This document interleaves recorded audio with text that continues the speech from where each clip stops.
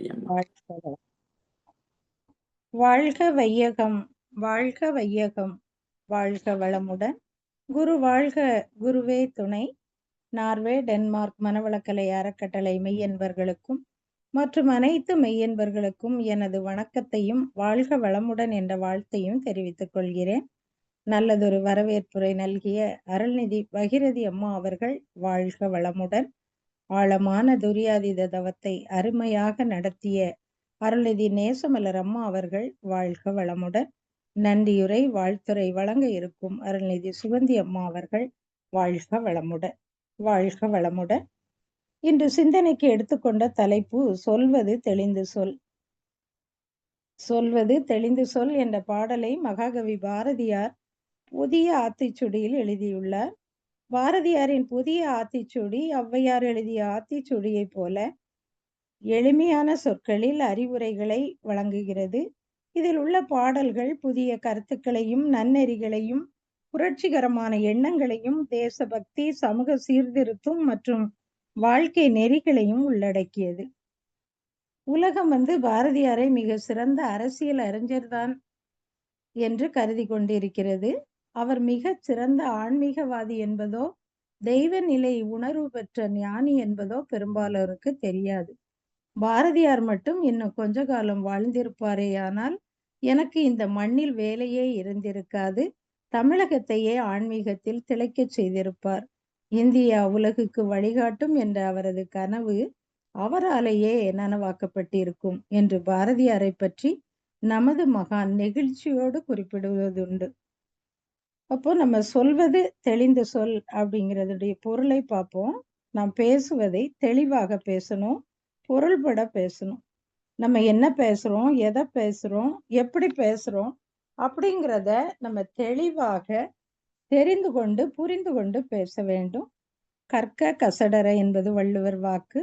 எதையும் சந்தேகமின்றி கற்று தெளிவு பெறணும். அப்போதுதான் வாக்கிலே தெளிவுண்டாகும். நம்ம சொல்வதை தெளிவுபட சொல்ல முடியும். சொல்வன்மை பற்றி திருவள்ளுவர் மிக அழகாக கூறுறார். திறனறிந்து சொல்லுக சொல்லை அறனும் பொருளும் அதனின் ஓங்கு இல் அப்படின்னு சொல்றார். அப்போ ஒன்றை நாம் சொல்லும் போது அந்த சொல்லின் திறன் கேட்போரின் திறன் அறிந்து சொல்ல வேண்டும். அந்த சொல்லின் அறனையும் பொருளையும் தெரிந்து தெளிவாக சொல்ல வேண்டும். கேட்பவர்கள் அதை தெளிவாக புரிந்து கொள்ளும்படி சொல்லணும். பாரதியார் எழுதிய பாஞ்சாலி சபதம் என்ற நூல்ல தெளிவுறவே அறிந்திடுதல் தெளிவு தர மொழிந்திடுதல் என்ற வரிகள் வரும். பாரதியார் தன் பாடல்கள் இயற்றும் போது அந்த பாடல்கள் தெளிவானதாகவும் ஒரு விஷயத்தை முழுமையா புரிந்து கொண்டு புரிந்ததை மற்றவர்களுக்கு புரியும் வகையில எடுத்துரைக்கும் வகையில் இருக்கணும் அப்படின்னு சரஸ்வதி தேவியை வேண்டுகிறார். ஒரு கதை பார்க்கலாம். மகாராஜா அக்பரின் அவைக்கு ஒரு விசித்திரமான வழக்கு வந்துச்சு. ஒரு வெளியூர் வியாபாரி ராஜாவிட்ட என்னை ஒரு படகோட்டி ஏமாற்றிட்டாரு. நான் அந்த ஊருக்கு வியாபாரம் பண்றதுக்காக பொருட்களை படகில் கொண்டு வந்தேன். அந்த படகோட்டியிடம் நான் பொருட்கள் வாங்கியதற்கான பில்லை ஊர்ல மறந்து வச்சுட்டு வந்துட்டேன். அதனால எனது பொருட்களை பார்த்துக்குங்க, அதுக்கான பணத்தை உங்களுக்கு தர்றேன் அப்படின்னு கேட்டாராம். அவரு சரி நான் பார்த்துக்கிறேன் அப்படின்னு சொன்னாராம். அதனால நான் ஊருக்கு போயிட்டு படகோட்டிகிட்ட எனது பொருட்களை எடுத்து செல்றேன் அப்படின்னு கேட்டாராம். அதுக்கு படகோட்டி அந்த பொருள் தன்னோடது என்று தர மறுக்கிறார் அப்படின்னு. அதனால படகோட்டி என்னை ஏமாத்திட்டாரு அப்படின்னு வியாபாரி அரசர்கிட்ட சொல்றார். அக்பர் அவர் அவையில் உள்ள பீர்பால் என்ற மதிநுட்பம் நிறைந்த அமைச்சரை அழைத்து, நீங்க இந்த வழக்கை தீவிரமா விசாரித்து தெளிவாக உண்மையை கண்டுபிடித்து விவரத்தை என்கிட்ட சொல்லுங்கன்னு சொல்றார்.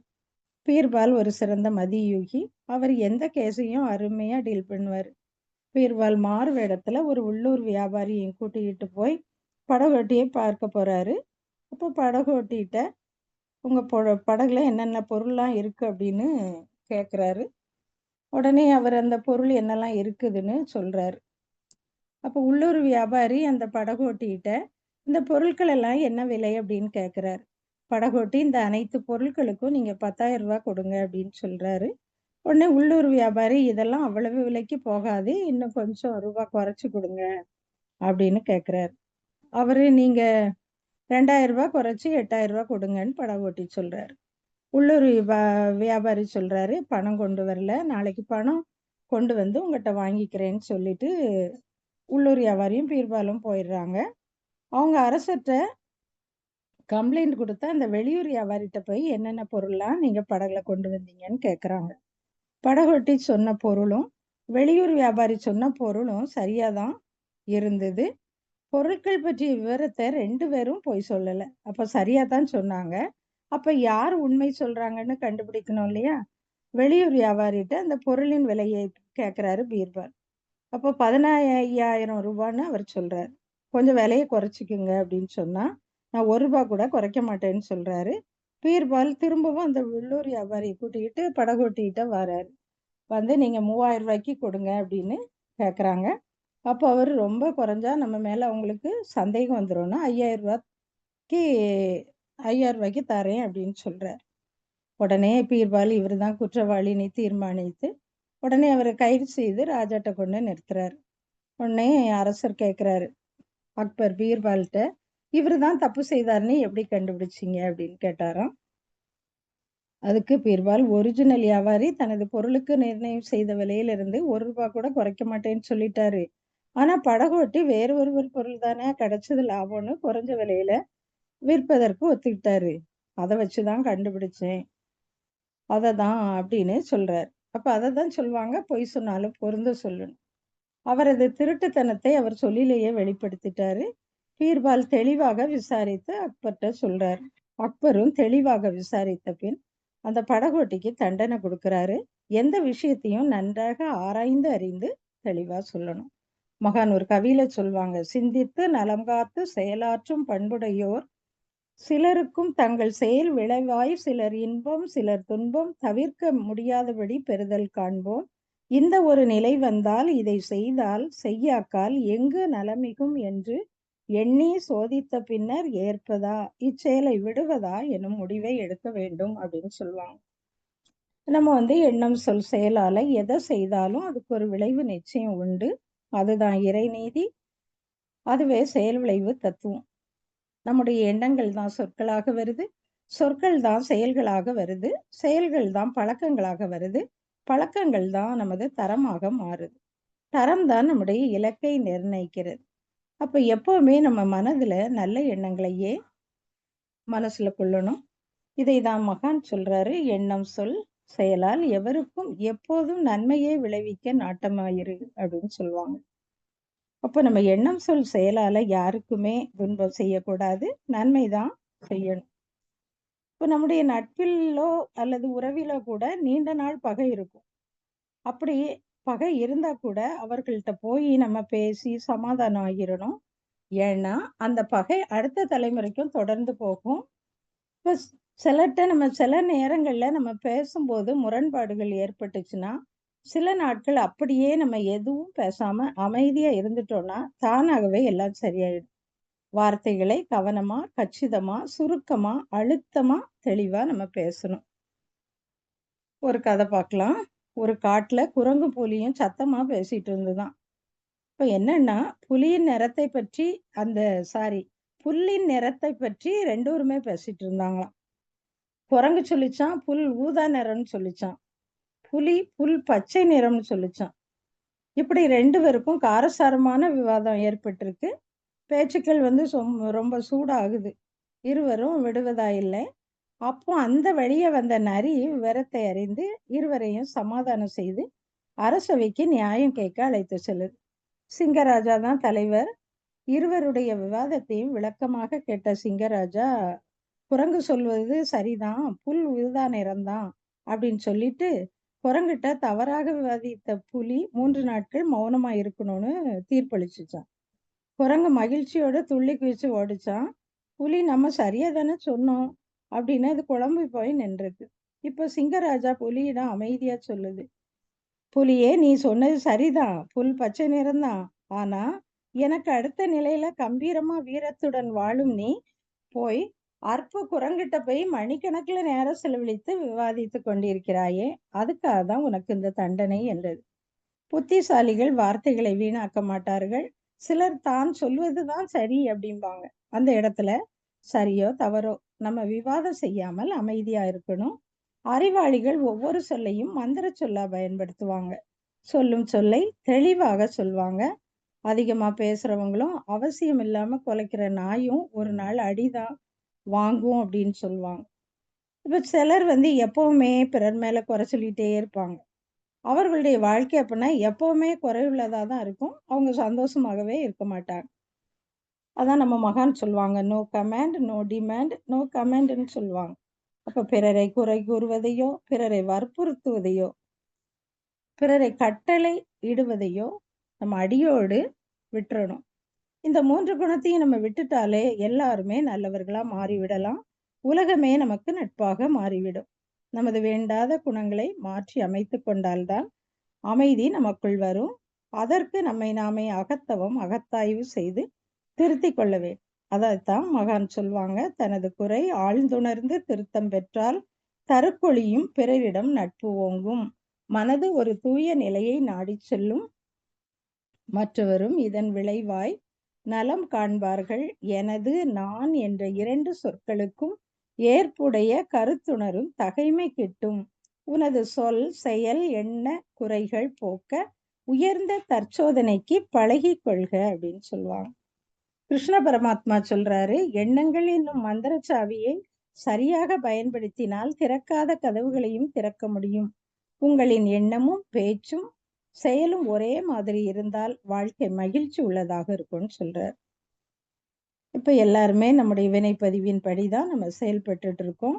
எண்ணம், சொல், செயல் என்ற 3னாலும் தனக்கோ பிறருக்கோ தற்காலத்திலோ பிற்காலத்திலோ அறிவிற்கோ உடலுக்கோ துன்பம் தரும் செயல்கள் எல்லாம் பாவம் என்றும், துன்பம் தராத செயல்கள்லாம் புண்ணியம் என்றும் மகான் சொல்லுவாங்க.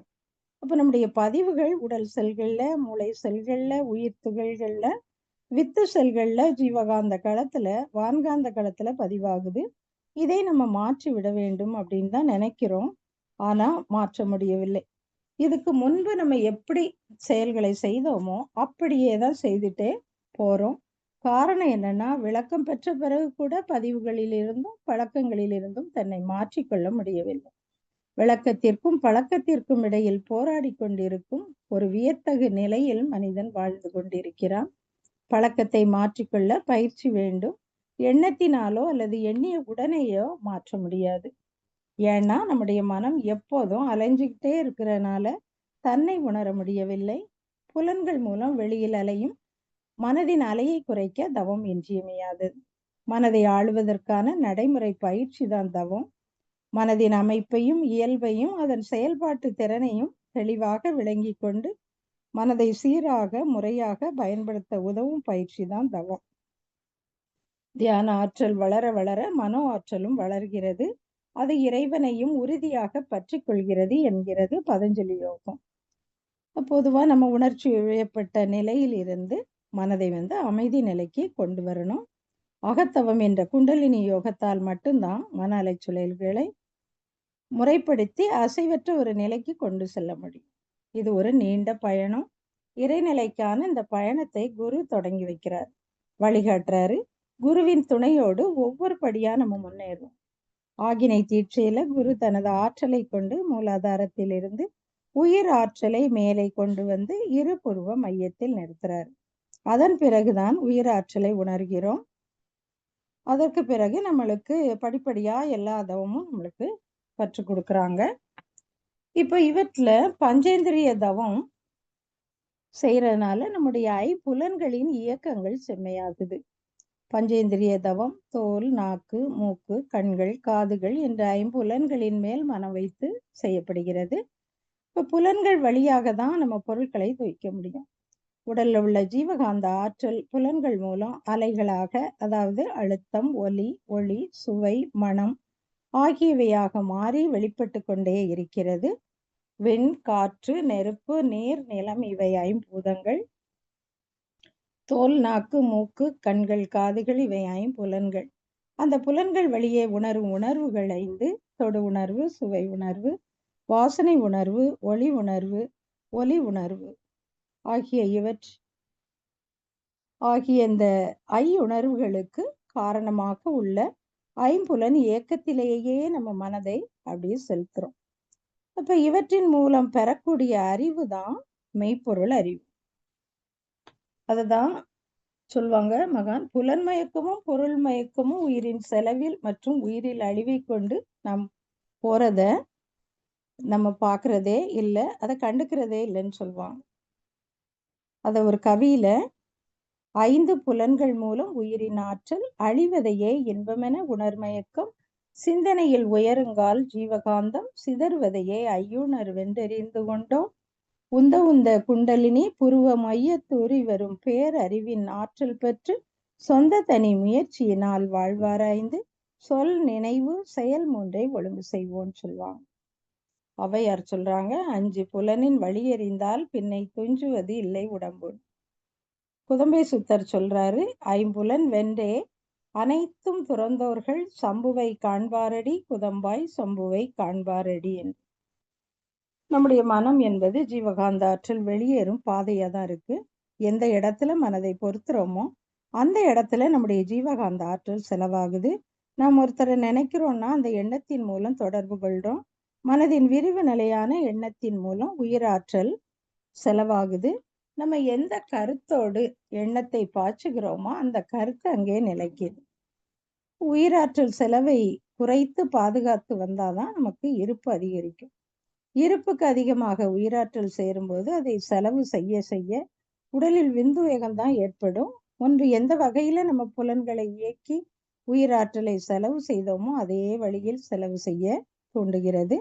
அதை விடுத்து நம்ம உயிராற்றலை அதிகமா செலவழிக்காத வகையில விழிப்பு நிலையில பொருட்களையும் புலன் இன்பத்தையும் அனுபவிக்க உடல்ல தாங்கக்கூடிய சக்தியை அதிகரித்துக் கொள்ளணும். உயிராற்றலின் செலவை குறைத்து கொள்வதற்கு தான் பஞ்சேந்திரிய தவம் உதவியா அமைகிறது. இந்த பஞ்சேந்திரிய தவம் செய்யறனால புலன்களின் வழியே உயிராற்றலின் செலவு உணரப்படுது. செலவில் இருந்து தன்னை காத்து கொள்ளும் விழிப்பு நிலையை கொடுக்கிறது. பொருள் மயக்கமும் புலன் மயக்கமும் நீக்கி துய்ப்பில் அளவு முறையும் ஏற்படுது. எண்ணம் சொல் செயலில் ஒழுங்கு ஏற்படுது. செயலில் விளையும் பயனை பிழையின்றி துய்க்க முடியும். அனுபவமும் ஆராய்ச்சியும் அதிகமாகுது. பொருள் உணர்வு விலகி ஆன்ம உணர்வு ஏற்படுது. அமைதியையும் தெளிவையும் தருது. பொருள் வயமாதலை தடுத்து தன் வயமா நிற்றலை பஞ்சேந்திரிய தவம் கொடுக்குது. அப்ப மகான் கொடுத்த எல்லா தவங்களையும் நம்ம செய்து வரும்போது நம்முடைய மன வளம் பெற்று நாம் பேசும் சொற்கள் எல்லாமே நல்ல சொற்களாதான் வரும். தயக்கமின்றி தவிப்புமின்றி தடைகளை தவிடாக்கி கணீர் என ஒலித்து மாபெரும் சபையையும் ஸ்தம்பிக்க செய்யக்கூடிய வகையில் சொல்லக்கூடியவற்றை தெளிவாக சொல்ல வேண்டும். பேசும்போது மிகவும் கவனம் தேவை. அதான் சொல்லுவாங்க, ஒரு சொல் வெல்லும் ஒரு சொல் கொல்லும்னு. திருவள்ளுவர் சொல்றாரு, சொல்லுக சொல்லை பிரிதோர் சொல் அச்சொல்லை வெல்லும் சொல் இன்மை அறிந்து. அப்ப நம்ம சொல்லக்கூடிய அந்த சொல்லணும்னு நினைக்கக்கூடிய சொல்லை வேறொரு சொல் வெல்லும் சொல் இல்லை என்று அறிந்து அதுக்கு பிறகுதான் அந்த சொல்லை சொல்லணும். அதாவது ஒரு கருத்தை சொல்லும் போது அந்த சொல்லை விட சிறந்த வேறொரு சொல் இல்லை என்பதை நம்ம உறுதிப்படுத்திய பிறகுதான் அந்த சொல்லை பயன்படுத்தணும். இப்போ நம்முடைய மகான் நம்முடைய வாழ்க்கைக்கு வேண்டிய எல்லா கருத்துக்களையும் தத்துவங்களையும் மிக தெளிவா பாமரர்களும் புரியும் வண்ணம் எளிமையாக புரியக்கூடிய வகையில எடுத்துரைத்திருக்காங்க. அதுபோல மகானுடைய பயிற்சிகளை தானே செய்து அதன் மூலம் தான் பெற்ற அனுபவங்களை கொண்டு அதனால் ஏற்படும் நன்மைகளையும் விளக்கி சொல்லியிருக்காங்க. அதை நாமும் தெளிவாக கற்று நாம் மற்றவர்களுக்கும் குழப்பம் இல்லாமல் தெளிவாக சொல்ல வேண்டும். மூங்கில் மரம் 1 அடி வளர 4 வருடங்கள் ஆகும். 5வது வருடம் 80 அடி வளர்ந்து தனது வளர்ச்சியை சமூகத்திற்கு காட்டும். அதுபோல நாமும் மகானின் நல்ல கருத்துக்களை தத்துவங்களை நன்றாக படித்து அறிவை வளர்த்து கொள்ளக்கூடிய சூழலை நாமே ஏற்படுத்தி கொள்ளணும். அதற்கு சொற்களில் தெளிவு வேணும். சொல்லும் சொற்களை இடமறிந்து பேசுவதும் சபை அறிந்து பேசுவதும் மிகவும் முக்கியமானது. இடம் பொருள் காலம் அறிந்து பேச வேண்டும். இதைத்தான் திருவள்ளுவர் இடை தெரிந்து நன்குணர்ந்து சொல்லுக சொல்லின் நடை தெரிந்த நன்மை அவர்னு சொல்றார். அப்போ சொல்லின் நடையே அறிந்த நல்ல அறிவை உடையவர்கள் தாம் இருக்கும் அவையின் தன்மையின்படி தெரிந்து சொல்ல வேண்டியவற்றை ஆராய்ந்து நன்றாக உணர்ந்து சொல்ல வேண்டும் என்று சொல்றார். பாரதியார் நம்முடைய நாடு சுதந்திரம் பெற வேண்டும் என்ற எண்ணத்துல மக்களிடையே எழுச்சியை தூண்டும் வகையில பாடல்கள்லாம் எழுதியிருக்காரு. பெண்கள் முன்னேற்றத்திற்காக பட்டங்கள் ஆள்வதும், சட்டங்கள் செய்வதும், பாரினில் பெண்கள் நடத்த வந்தோம், எட்டும் அறிவினில் ஆணுக்கு இங்கே பெண் இழைப்பில்லை காண் என்று கும்மியடி என்ற வைர வரிகளில் இடம்பெற்ற சொற்கள் அனைத்தும் முத்தானவை. தற்போது அவரது பாடல்களும் செயலுக்கு வந்துள்ளது. மகான் ஒரு கவியில சொல்றாங்க, எல்லையற்ற இறையாற்றல் என் உள்ளும் புறமும் இவ்வுலகும் வானுலகும் எங்கும் நிறைந்துள்ள நல்ல உண்மை நான் அறிந்த நாள் முதலாய் நாவில் நலமளிக்கும் சொற்களையே பேசும் முறம் பெற்றேன். இல்லை என்ற சொல்லுக்கே இடமின்றி வாழ்வில் எல்லா வளங்களிலும் ஏற்றமே காண்கின்றேன் அப்படின்னு சொல்றாங்க. அப்ப இறைநிலை உலகம் முழுவதிலும் அல்லாமல் வானுலகாகிய பிரபஞ்சம் முழுவதிலுமே எங்குமே நிறைந்துள்ளது அப்படிங்கிற உண்மையை உணர்ந்து கொண்ட போது நான் நாவின் மூலம் பேசும் சொற்கள் எல்லாமே நலம் விளைவிப்பதான வலிமையை பெற்றேன். எனது வாழ்வில் வளங்கள் அனைத்துமே உயர்வாக பெற்று இல்லை என்ற வார்த்தைக்கு இடமே இல்லாமல் நிறைவாக வாழ்கின்றேன்னு மகான் சொல்றாங்க. அப்ப நம்ம நல்ல அகத்தவம் செய்து அருகுண சீரமைப்பு பயிற்சி செய்து வரும்போது நாம் நல்லதை தான் நினைப்போம், நல்லதை தான் சொல்வோம். வள்ளலார் சொல்றார், நான் உரைக்கும் வார்த்தை எல்லாம் நாயகன் தன் வார்த்தை அப்படின்னு. அப்ப இறைநிலை உணர்வோடு இருக்கும்போது இறைவன் தான் நமக்குள்ள இருந்து பேசுறாரு. நம்முடைய மகான் 1 மாதம் மௌனம் இருந்து அகக்காட்சியா கிடைத்ததை தான் கவிகளா எழுதியிருக்காங்க. நபிகள் நாயகம் அவர்களும் தவம் இருந்து அகக்காட்சியா கிடைத்ததை தான் குர்ஆன் என்ற புனித நூலாக எழுதியுள்ளார். இப்படிதான் மகான்கள் ஞானிகள் எல்லாம் இறைநிலை உணர்வோடு நூல்கள் எல்லாம் எழுதியிருக்காங்க. நாம இறைவனை நோக்கி தவம் செய்து வரும்போது நல்ல சொற்கள் தான் மனதில் இருந்து வரும். அந்த நிலையில் நல்ல உயரிய சொற்களை கருத்துக்களை பிறருக்கு தெளிவாகவும் சொல்ல முடியும். தேத்தாங்கொட்டை பொடியானது தண்ணீரை சுத்தமாக்கி விட்டு கீழே படிந்து விடுகிறது. அதுபோல ஞானமானது அஞ்ஞானத்தால் அழுக்கடைந்த ஜீவனை அப்பியாசத்தால் அழுக்கற்றதாக்கிவிட்டு தன்னையும் மறைத்து கொள்கிறது என்கிறார் ஆதிசங்கரர். அப்போ அகத்தவம் அகத்தாய்வு செய்து அஞ்ஞான இருளை போக்கி மனதை வளப்படுத்துவோம். சம்பாதித்த சொத்துக்கள் எல்லாமே அழிந்து போகும். ஆனால் நல்ல சொற்கள் மட்டும் அவர்கள் மறைந்தாலும் என்றுமே வாழ்ந்து கொண்டுதான் இருக்கிறது. அதாவது மகான்கள், ஞானிகள், கவிஞர்கள் சொன்ன தத்துவங்கள், நல்ல சொற்கள் எல்லாம் காலங்காலமாக உலக மக்கள் எல்லோருடைய மனத்திலும் நிலைத்து நிற்கிறது. வாழ்க்கைக்கு வழிகாட்டியாக இருக்கிறது. அதை கடைபிடித்து நாம் வாழ்ந்து கொண்டிருக்கிறோம். பாரதிதாசன் உலக ஒற்றுமை பற்றி ஒரு பாடல்ல சொல்றாரு, தூய உள்ளம், அன்புள்ளம், பெரிய உள்ளம், தொல்லுலக மக்களெல்லாம் ஒன்றே என்னும் தாயுள்ளம் தனிலன்றோ இன்பம் ஆங்கே சண்டையில்லை தன்னலந்தான் தீர்ந்ததாலே அப்படின்னு சொல்றார். அப்படி இவங்க கவிஞர்கள்லாம் எழுதக்கூடிய பாடல்கள் எல்லாமே நல்ல பொருள் பொதிந்தவையாதான் இருக்கும். மகான் சொல்றாங்க, நெற்றியில் உச்சியில் ஞாபகமாயிரு, உற்றுற்று பார்த்திடு உன்னை உலகை பின் அப்படின்னு சொல்றாங்க.